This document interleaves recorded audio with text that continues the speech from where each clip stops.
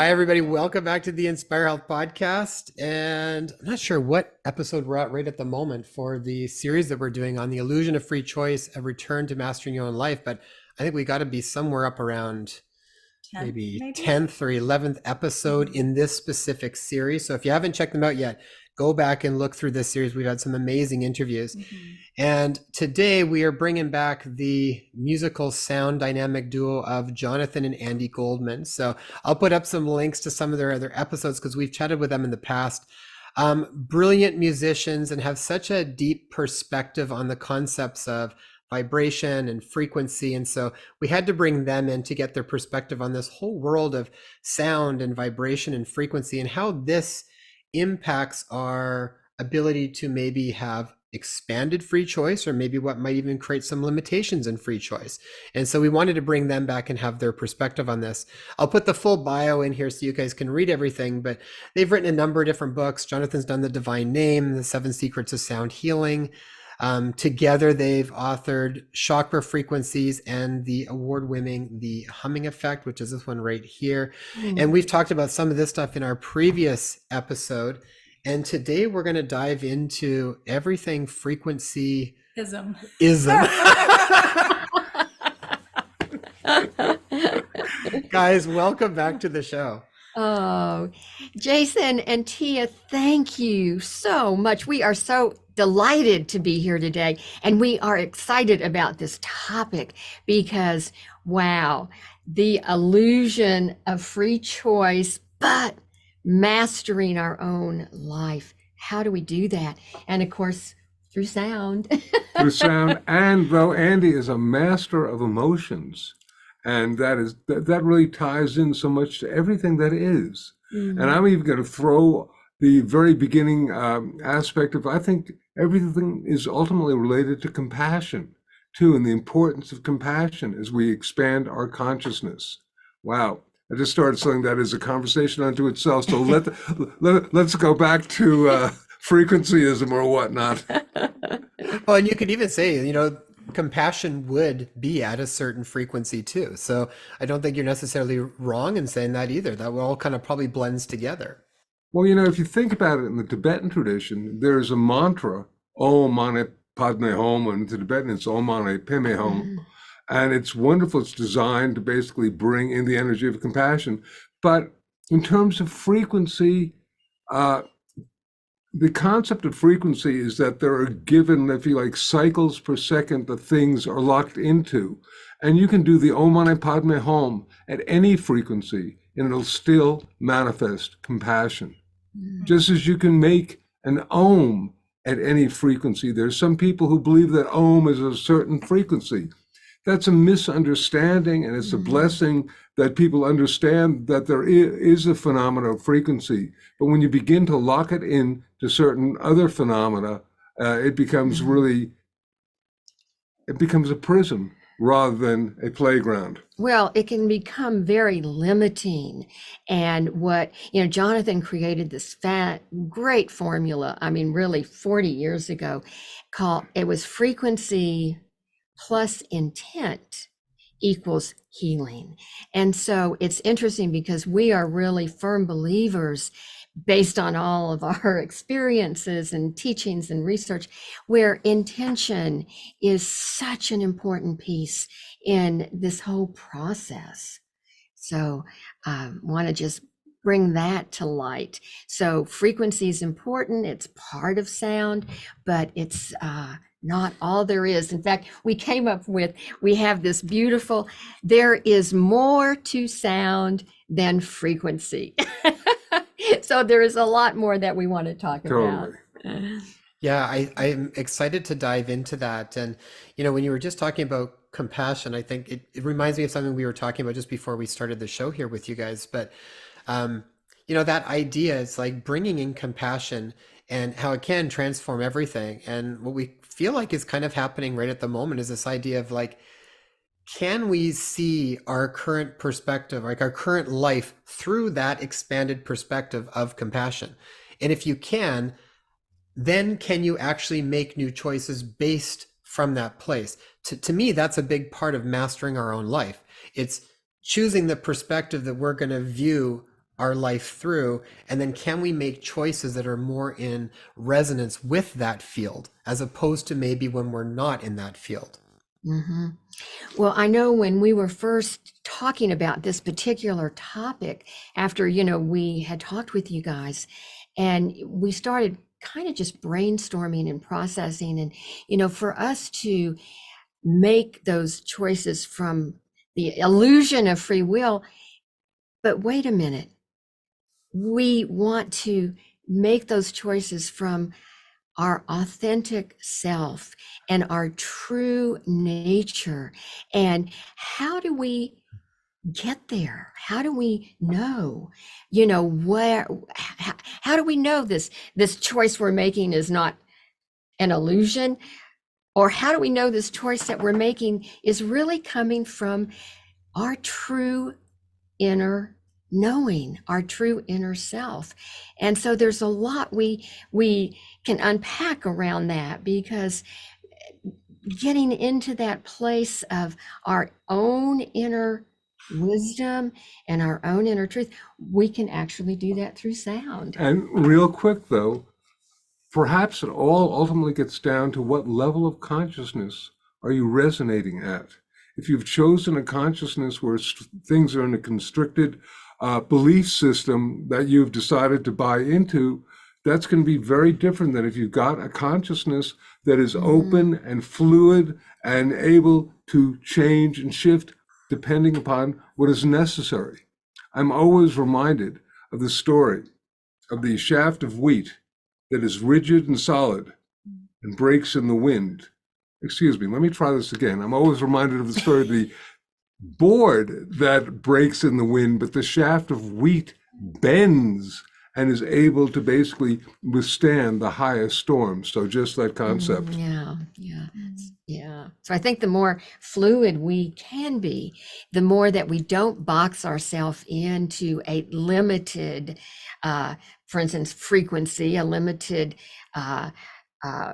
belief system. And I think if we can stay fluid, that's a key in helping to begin to get that more, bringing in what resonates truthfully with us. If we're more fluid rather than, oh no, this is my belief and I can't change it. This is it. I can't. But wait a minute, where'd that belief come from? Were you unconsciously being manipulated from the media and maybe from early inner childhood wounding? There's so many aspects that are present as we are making choices. And so we have to kind of, sift through those to get into that essence of who are we? Yeah, Where I, did I, we I really think that's like the nuts and bolts of most of it. And it was a conversation we've had a lot with people was around the idea of how do we even know? How do you know when you're operating from the, quote unquote, true self or the higher self or the divine self versus the ego mind identity? What are the signs that come up so that you know when you are operating from those places?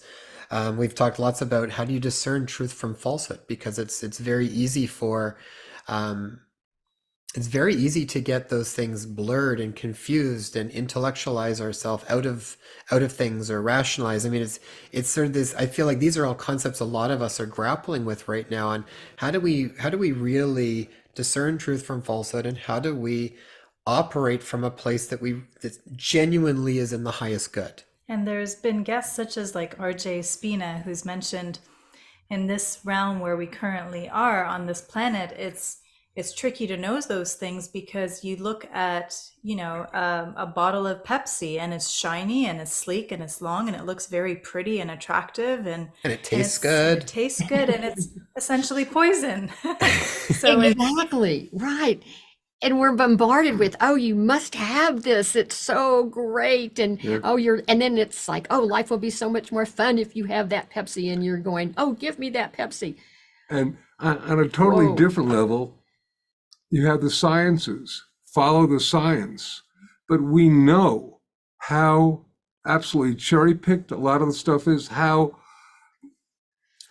oftentimes research that runs counter to the desired outcome of the people doing the research gets tossed out the window, the outcome, the findings, because what is real on that level? We're being told this is real, but is it real because you want us to believe it is real?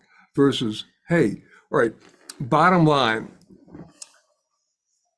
talking about frequency, talking about intention, and we always would begin workshops asking people, how many of you are allergic to penicillin?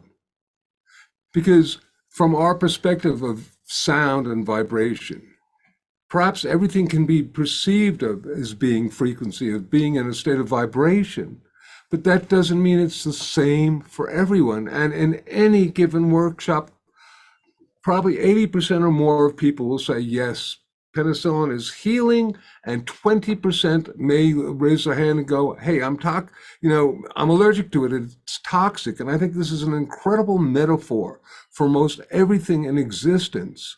And if we get too locked into something just being the frequency or the waveform or the be-all and end-all, we're really not only limiting ourselves, we're deceiving ourselves and not being truthful.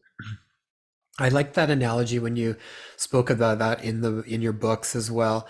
And I mean, it's so true. I mean, we find that there's no one treatment. What might be a cure for one person could be poison for another person. It's always been like that. So that's why there's never a one cure fits all.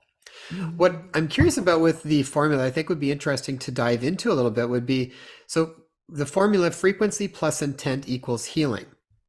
So I guess the questions I have around that I'd love to dive into a little bit more, and you expanded a little bit at the beginning, but both are there like a specific set or, grouping of frequencies that could be combined with intent that would be more apt to amplify the healing effect? And in a similar way, can frequency plus intent also equal disease or ill health for somebody? And again, are there any specific frequencies that, are more either studied or have been more through years of, indigenous medicine and different things where it's like, oh, these ones seem to be more harmful for whatever reason? I'll give you an example. I've just finished doing a biogeometry course. And it's a really fascinating thing because you're actually learning to measure a lot of different types of frequencies, and you have very scientifically calculated pendulums to assess different wavelengths of energy. Mm-hmm. And so even in, like, say, geopathic stress in the planet, it seems that the wavelength of what would be considered horizontal negative green is a very beneficial wavelength for the human body, whereas a vertical negative green tends to be more detrimental for the human body. So there are specific wavelengths that could promote healing in a body, and then certain wavelengths that could be detrimental for the human body. Same as how we might look at like microwaves or X-rays. Everything kind of breaks down to a specific hertz or a frequency that's more detrimental, whereas other ones seem to be more beneficial. I know you guys are probably well aware of, like, the Solfeggio frequencies and some of these things that have been, over time have been told that these seem to have benefits towards transmitting guilt or helping to reach certain spiritual heights. I'd love to hear your perspective on a lot of that. I know I just threw a lot at you there, but maybe wherever you want to pull that apart and start to help us understand that better. All right, I'm going to throw a few things at you first before I go into a download that I got yesterday, which is very important. One of them is, number one, there are bandwidths of sound that have positive effects. There are bandwidths of sound and vibration that perhaps are less. Number two, the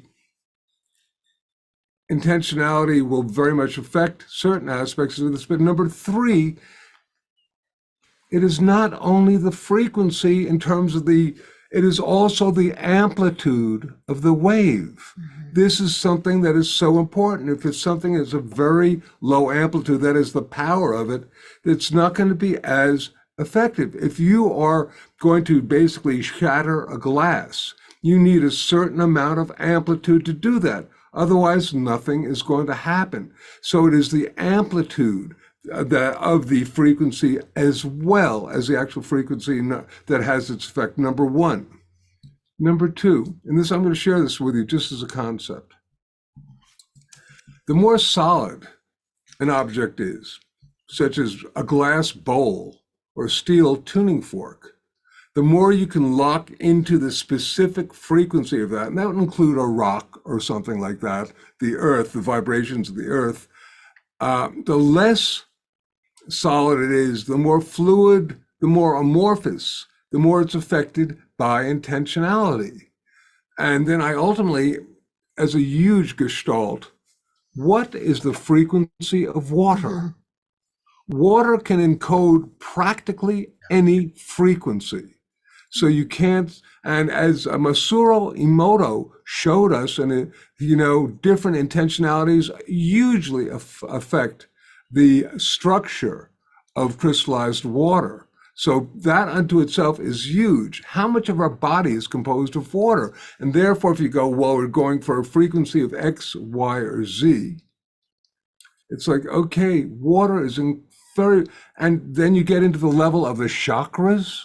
The chakras are literally thought forms that are affected by thought forms. So in our different recordings and books and whatnot, but in particular my first chakra chants, I used a metaphoric system, a model of C, D, E, F, G, A, B for the chakras. But that's a model, a metaphor in the Hindu tradition, which is thousands of years old. It is, if you like, the motherland of chakrahood.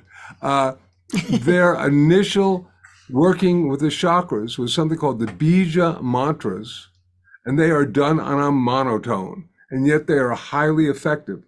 Why? How can that be? Unless we're talking about something that is so influenced by the thought form construct of our being. And sound is a wonderful way of working with thought form, frequency plus intent. Okay, I mean that works. And I think one last thing. I'm gonna roll. Two other things. There are two ways that sound affects us: psychoacoustics going into our ear or into our brain, affecting our nervous system, heart rate, and respiration, and vibroacoustics going into our body. And for example, there's a vibroacoustic spectrum that is around 30 to 90 cycles a second. But people who don't really know sound will see that a scientist has worked with 30 cycles a second and go, oh, the ideal frequency is 30 cycles a second. But no, it's a spectrum. It's a waveform of resonance. Does this make sense? Yeah, absolutely, Jonathan. I think that was really well explained. And I very much am on a similar page with you. I remember even interviewing JJ and Desiree Hertz, and they said something very similar in the same way. And I was asking them around a very similar question around the role of sort of intent and frequency. And he said, when you finish your PhD, he goes, you should come and join us, and we can kind of research that more. Well, and I really like JJ's book, The Keys of Enoch, was very, very influential for me. And then I developed the Divine Name, which is a whole other, if you like, platform. But I wanted to suggest, too, that there are two ways that sound ultimately is understood as being healing. The first is to reinforce the vibrations of a healthy organ. If it's vibrating out of ease, out of harmony, if it's vibrating perhaps wrong, to basically re-encode the correct resonant frequency. That's one. We call that constructive sound healing. And the other is what the work of Royal Rife and now a fellow by the name of Anthony Holland has been doing this. We're taking frequencies, and notice I'm using the plural, not frequency, but frequencies, and basically causing them to destroy an object. And those are very, very different in terms of their use.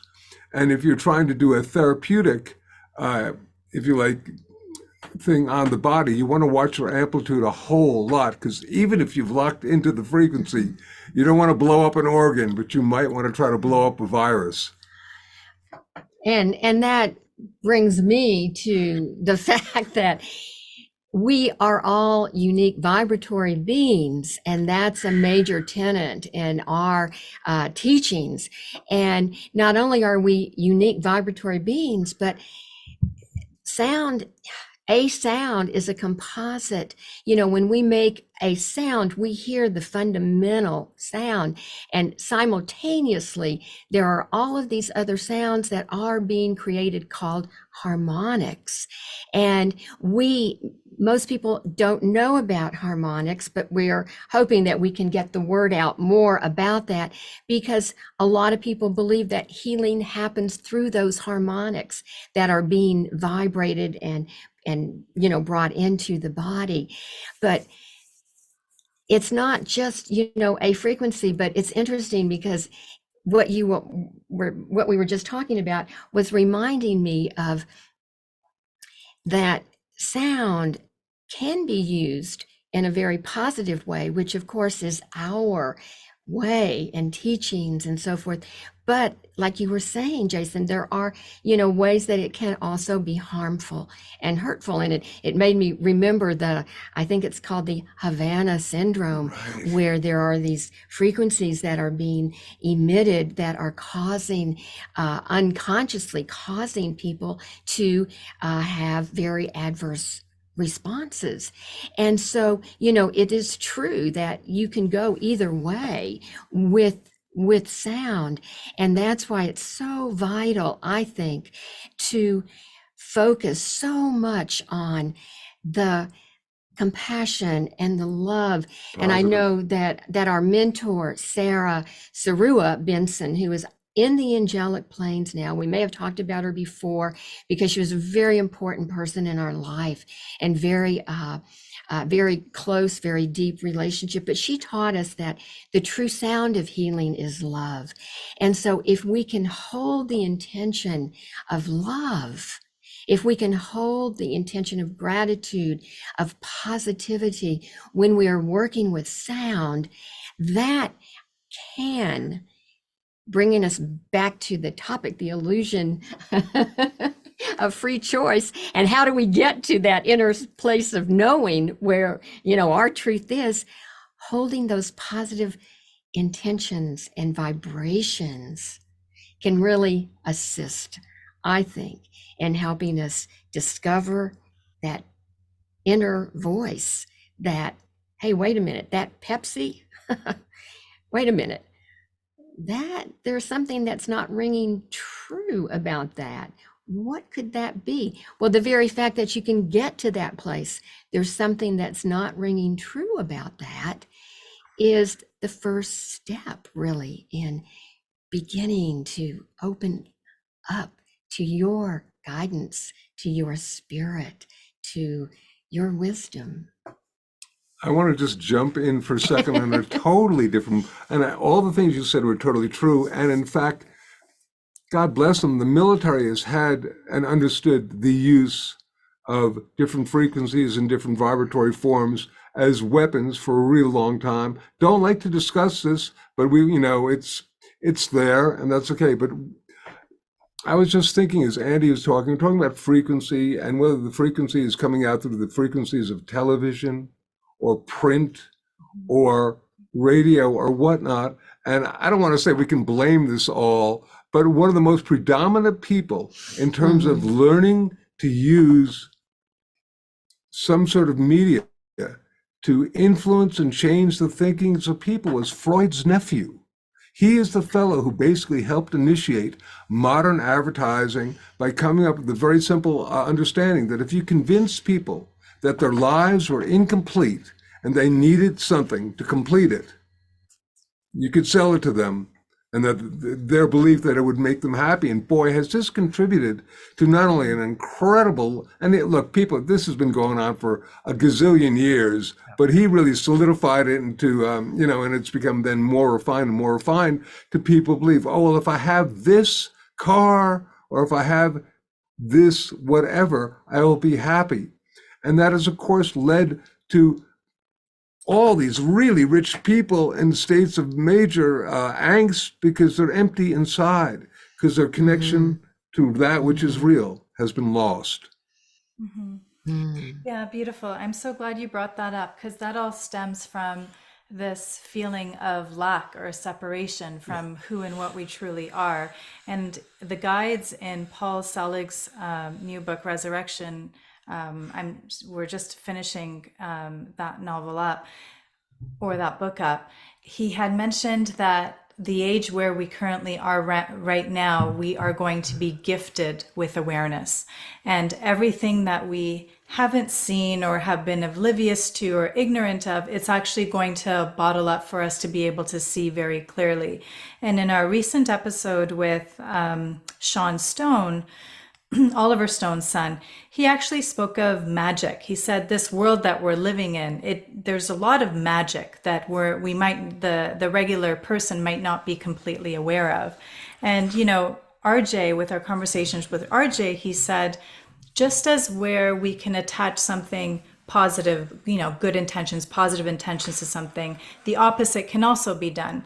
And this is nothing new. It's been done that way where very few have become aware of the magic that exists within our world, and rather than using it in a beneficial way due to lack and separation, they've actually manipulated it to use it in a malevolent way. And so when we're talking about white magic, there is also black magic. But what's wonderful and what I love about these conversations that we're having is within this age where we are being gifted with awareness and things are bubbling up to the surface. It's like in our yoga practice, where they say that when you start to stir the pond, all the gunk and the debris and the dirt is going to rise up to the surface for you to then be able to see it very clearly before it washes over to the side and you're able to come back to the absolute purity and clarity of the water within that pond. I feel like that's what we're undertaking right now. And even with this episode, the series that we're hosting right now, and we're so glad that you could be a part of these conversations. We couldn't have imagined it without you. But the illusion of free choice, we're taking a look at it, and we want to see it very clearly for what it has been, for what it is, so that we can make different choices from here on forward. Jonathan, you've had your hand up there, so let's. Totally, because as soon as you mention magic, I have to share something humorous with you. Back in the 1980s, I formed an organization, the Sound Healers Association. We would have monthly meetings and part of that was that there would be great teachers, and also we would have circles where people would go in the middle of a circle and we would sound their name and do healings on them. And oftentimes there would be a large contingent, this was in the Boston area, of the witches from Salem, Massachusetts. And, who are definitely practitioners of these people were white magicians for sure. And I would, finally I said, hey, what are you doing coming here? He said, you don't know? I said, no. I said, you do what we do, which is encoding sound, sacred sound with intentionality and all this stuff. And the other thing that I want to suggest, and this is, I hope, okay, but there's been a lot of focus on different ways of manifesting things. And I'd like to suggest that early on, a very young spiritual master that I know, we were talking about the quote secret. And he said, isn't it true that if you are using magic for personal gain, that's usually considered dark magic? And I said, yeah, it seems to be that way. So I'd like to suggest that, knowing the truth is such a unique and individual thing, and being able to discern what is correct versus not correct. Back in Salem, Massachusetts, I was teaching a workshop in the 1980s on using crystals and sound to manifest stuff for the betterment of all. And I got into almost an all-day discussion with a woman who said, well, how about if I get myself a new Cadillac, and I said, well, is that the best use? And I throw that back in your field, or in your field or whomever, but it's just an interesting phenomenon of how do we use the gifts that we have? Are we using them for the betterment of all, or use them for our own self-gain? Well, very good point, Jonathan. But I keep wanting to bring this back to how do we know when it is our inner truth? Because all of these things that we're talking about are very much a part of our culture and very much in the etheric field of what's being bombarded at us.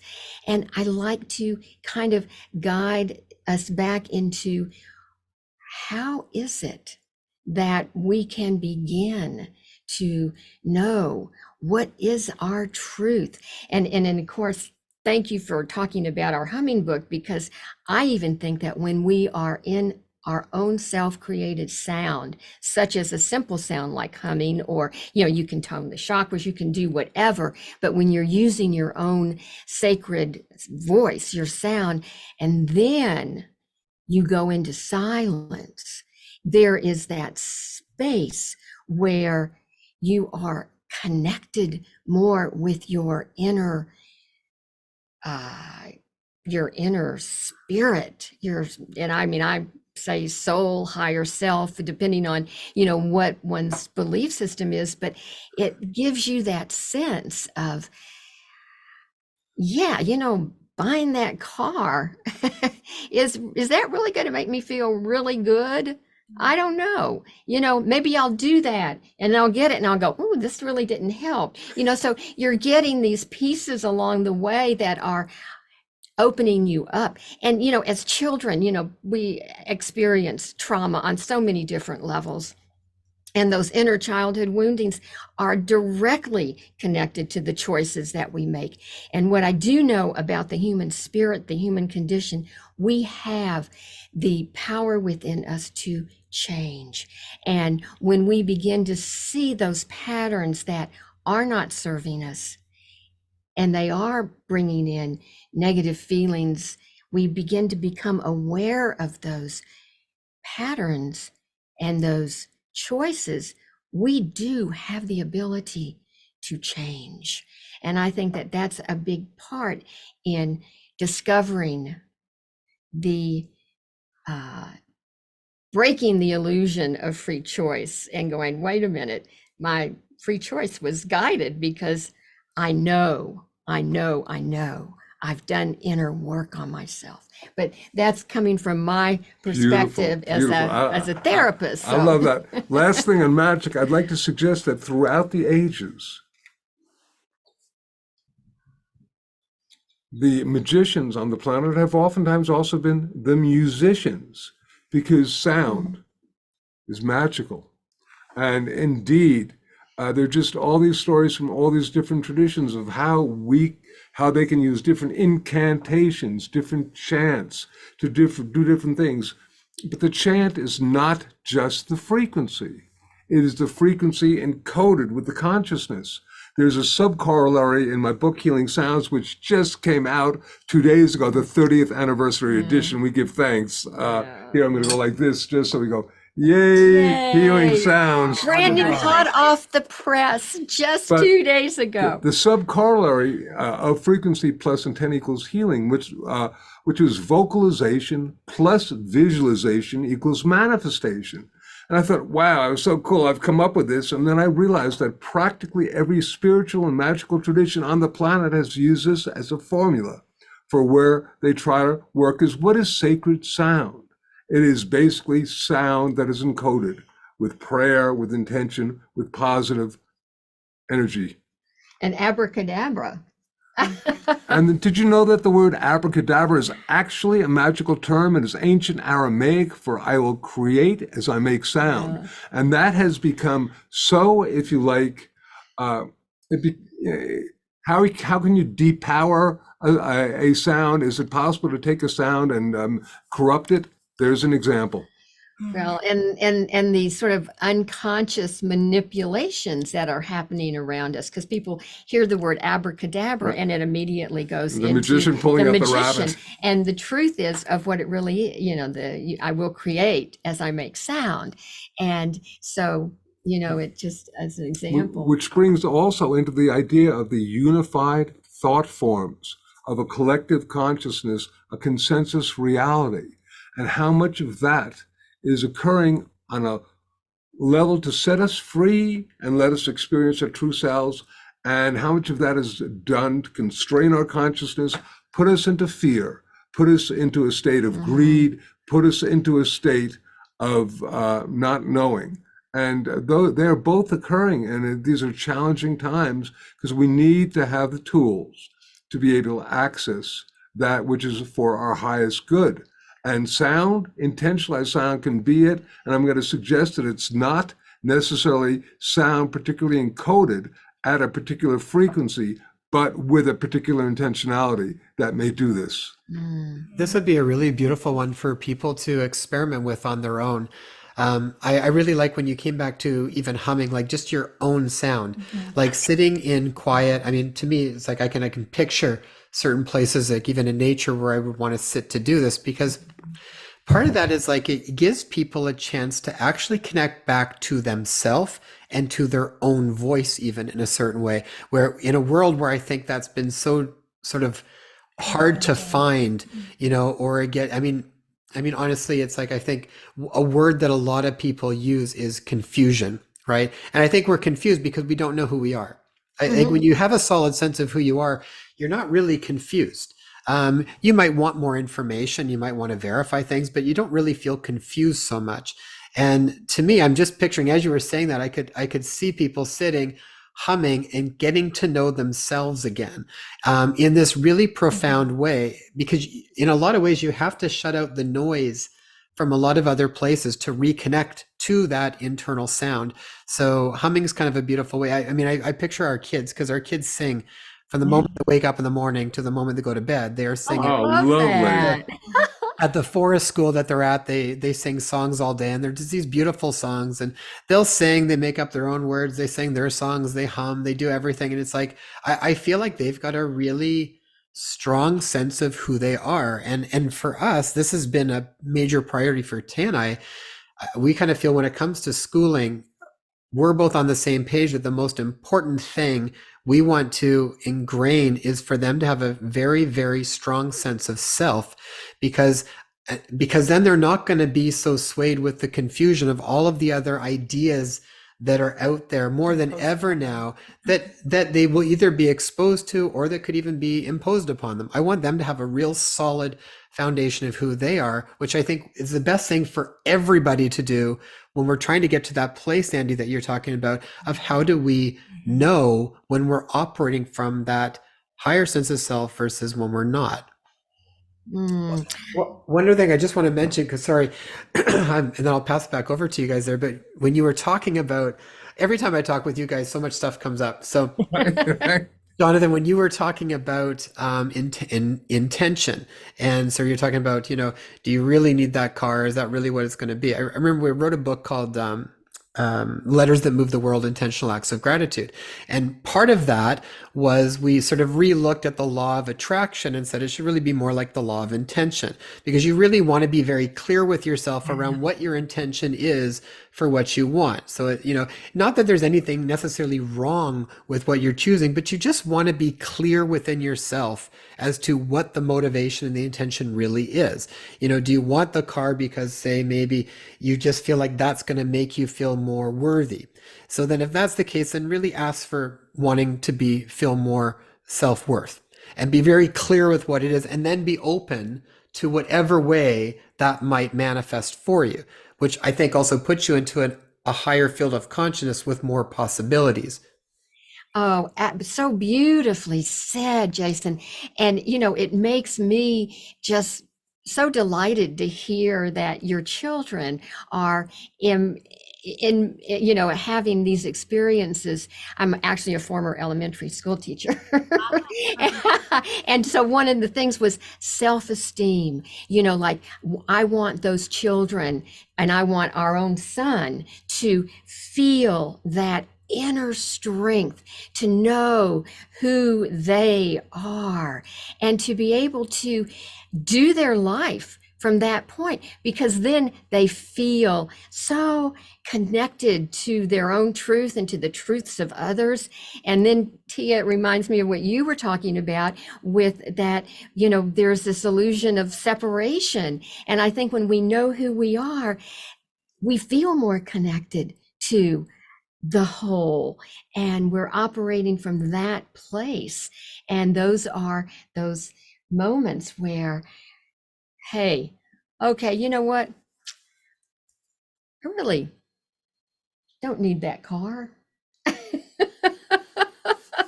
You know what?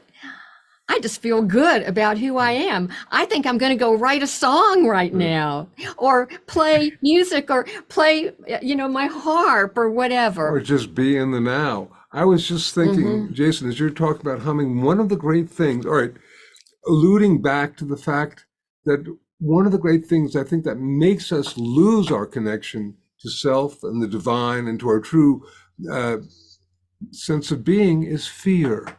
And one of the great, so if you're in a state of chaos and fear, you will basically be so encodable by negative frequencies, negative thought forms or whatnot. Oh, this is going to happen. You better do this and that. If you can pause, take some nice deep breaths and just do a couple of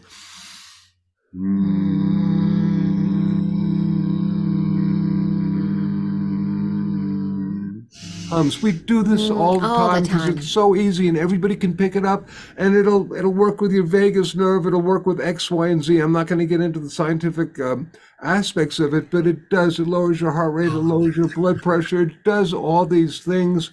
What a gift. And mainly too, what it does, it begins to dissipate that stress that we are all feeling because of that fear, or because of that, manipulation and whatever. And so to let go of some of that stress through the vibrations of our own sound in our own bodies, we begin to breathe out. We begin to tune in and, hopefully get more clarity about what is true for us.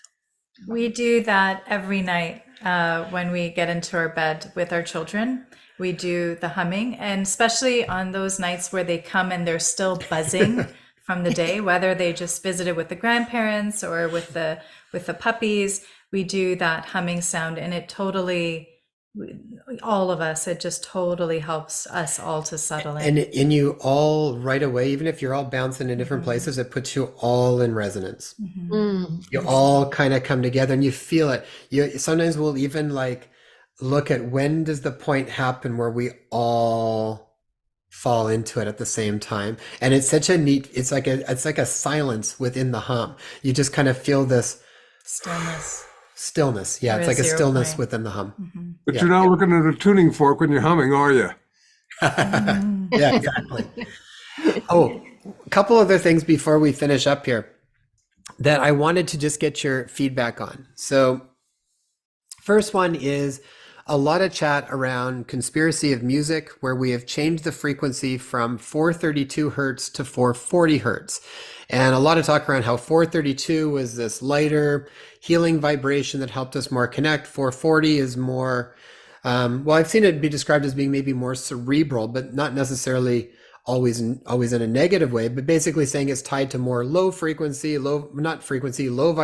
So what are your thoughts on that? Because there's a lot of conversation around that too. There is a lot of conversation. I've posted some blogs on the concept of tuning, and I would just like to suggest that ultimately it all breaks down to, well, here we have, 432 as a frequency works great if you're using C at 256 and you're using a harmonically related series of tunings, which I use on, for example, chakra chants. So I understand this, but the conspiracy of it is kind of silly. Let me just suggest that in 1938, the World Congress on Music decided to make standard 440 cycles a second. Okay, it's a frequency, it's easy. And some people have said, well, that's right in the time when the Nazis were there, and therefore they were trying to encode the planet with putting out a frequency that is less beneficial.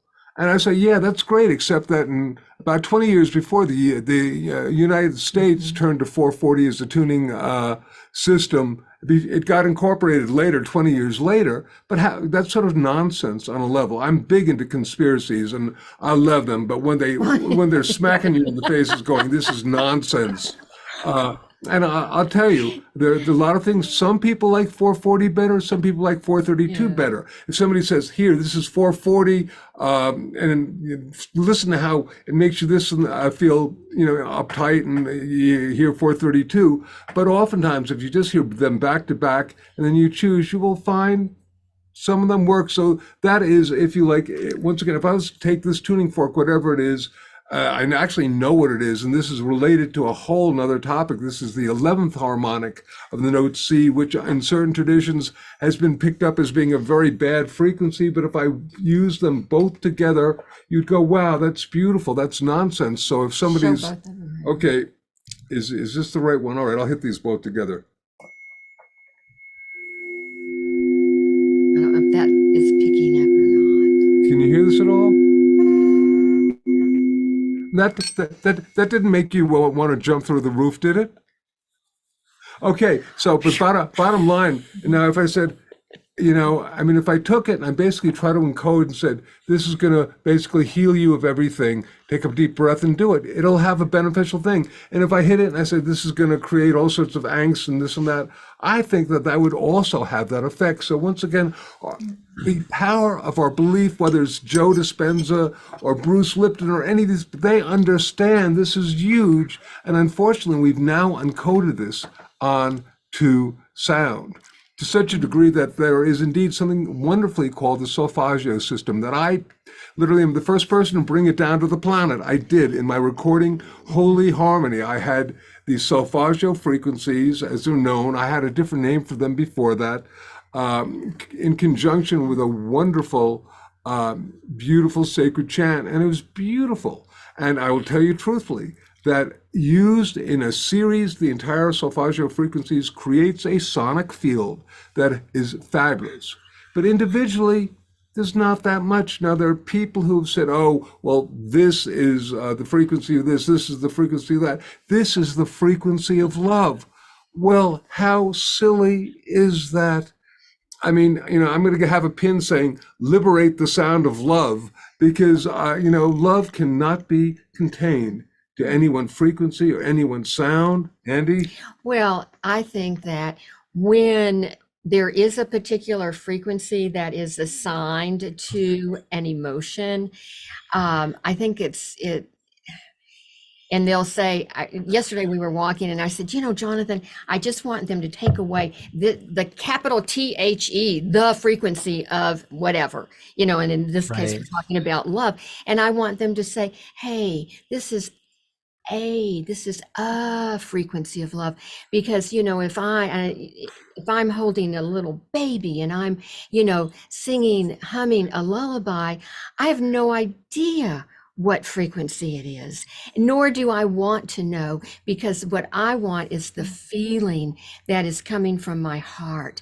And so when we're talking about emotions such as love, such as gratitude, appreciation, or the opposite, negative emotion, we just assigning a frequency for us doesn't really make sense, because we are these unique vibratory beings, and our feelings and the intentions that we are putting out as we're making the sound are far more powerful than, oh, I've got to get the right frequency here. About 10 years ago, when this energy form first started manifesting, I had about an hour-long conversation with these beings who came into me, and I channeled pages and pages of it. And literally the divine does not want to be restricted to a particular frequency or even a series of frequencies. Now, it is fine if you need to use a tuning fork or a whistle or whatever, tuned to a particular frequency in order to generate the energy of love, great. And I will tell you that there are these whistles or little flutes or whatever that are said to be tuned to 528. They're actually not. The tuning is a little bit off, but regardless, if they want you to sit there, take a couple of deep breaths and then be in a state of gratitude before you make the sound, well, that unto itself is really going to encode the Mhm. energy of compassion, appreciation, love. That's something that heart math has done. It helps create Yeah. a coherence between Mhm. the heart and the brain. So at that point, if you need to use a bell, bowl, or whistle to generate love, that's okay, but it's not necessary. I kind of think of it as the pet rock of sound. That doesn't mean that there aren't many millions of people who are really into, oh, I'm working with the frequency of love. It makes them feel better. I think it's a real low step in our consciousness. It's okay, and I don't want to But offend no, them. but it's a good thing, honey, because if someone, whatever that tool, whatever that anchor, or that prop, or whatever that will help, I say, hey, let's, utilize whatever we can to vibrate into a frequency of love. We just, have Don't want the frequency of love to be restricted. that's the point Yeah, that I, we you know, trying it to make. it Yeah. reminds me of even go back to like the concept of magic around stuff, but it's like I totally get it. You don't want it to be refined, and we don't want to feel like then we have to have certain crutches in order to access it. It's like I remember I think might have been RJ we were Hmm. talking about, but Yeah. it was around the idea of like people can use crystals, and crystals are really powerful, and you can have them in different things, and there's lots of different things that you can do, but ultimately at the top of it, we can actually create literally everything within ourselves. So some of these things are all tools to Like a support. permission slip. Yeah, and he often says it's like a permission slip. It gives you a permission slip to access it, but it's ultimately always there to access. And I've often thought about sound. I think of sound really as a carrier wave for intent. That's kind of how I think about it in as a big picture. And Emoto got beautiful crystals with everything. I think the only one that didn't was heavy metal music. And I would guarantee that listen to the words a lot of times in heavy metal music, for example. Like country music still produced, but a lot of the country music is still usually, I love my dog, I love my wife, I love so, but it was so when I think about even like, oh, we've traded these frequencies around stuff, maybe that's changed, but I would say look at the quality from my perspective of what the words are even like. I can't actually have regular music on from the stations when my kids are in the car. We actually don't listen to it much at all anymore because it's the It doesn't feel good. well, it doesn't feel good, and so much of what doesn't feel good to me is sort of just if you listen to what the words are, they're either just utter nonsense or it's all just I don't I mean I don't even know where to go with it. There's so many pieces, but whether it's just the sexualization of that's in music and stuff like that, all of this stuff, there's so much of it that I just don't resonate with. I still love a lot of music from back when I grew up, I still like a lot of music back from the 80s and the 90s and stuff like that, but I think there's been a big change probably in what people are even resonating with is what they want to hear, you know? Can I just suggest that it's really important for us also not to even restrict the genre, but a particular piece of music, because back when I was first beginning, uh, I was under the belief that rock and roll was bad. I put down my guitars and didn't pick them up for 3 years because I thought it was, bad music. Right. And then I came to the realization, hey, and in the end, the love you take is equal to the love you make is some of the highest, so it depends Yeah. on what the Yeah. song is, what the people Absolutely. are playing. There's some absolutely horrific sounds going on, but it's limited to the person or the group. So I try, and there's a lot of music that I personally don't resonate with just because I'm getting older, and I like. It's okay. I honor it. But for if you're 16 or 18, maybe it's really good. But you're totally correct. The words, the intentionality, some of that is like specifically nasty stuff. And if that's the case, it's probably not going to create a beneficial outcome, regardless of who's listening to it. Mhm. Yeah. Well, and I go back to the true sound of healing is love. So if we can keep that in our upper consciousness, I think that's a huge key. Yeah, I think that's really at the at the heart of all of it really is can we embody more pure love on this planet? How would you define that? How would you see that or know that or feel that, Andy, when you speak of it that way?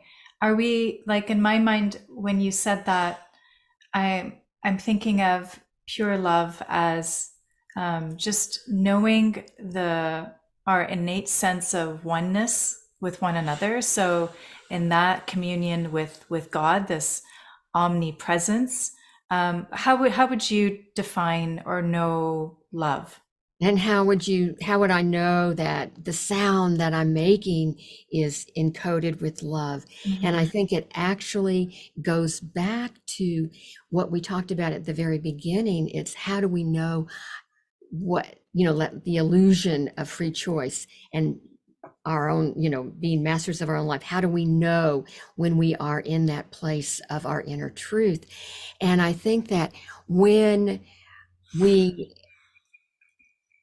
go inside and begin to work on ourselves and find that love, find that acceptance, find that knowing that we are all a part of the whole, that we are all connected, that the separation is an illusion, then that love begins to come in.